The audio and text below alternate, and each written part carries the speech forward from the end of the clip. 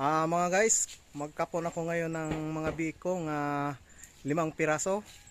Kaya samahan nyo naman ako mga guys sa panibago kong mission sa pagkapon. Dahil bago lang akong tagakapon ng aking mga bik, di na ako nagkuha ng tagakapon para wala na akong pagbayad. Ako ay nag-practice pa lang. Ayan mga guys, ang aking kakapunin. Ayan. 14 days na sila ngayon mga guys. Kaya kailangan na talagang kapunin at bigyan ng jitran para sila lumakas. Ayan mga guys. Nandito pang dalawa oh. Ang sarap ng kanilang tulog. Sila lahat ngayon ay magigising. Ang kanilang mama pig ay tulog din.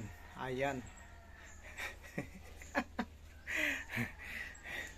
Ayan mga guys, simulan na natin mga guys ang pagkapon sa pangalawang bisis na pagpractice kong pagkapon ng aking mga bi. Ayan mga guys.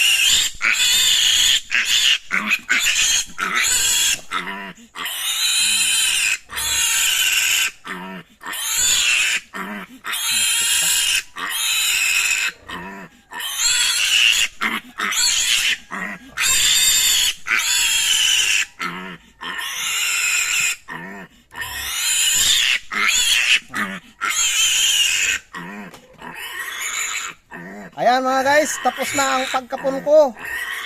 Nakaraos din. Hanggang sa susunod mga guys.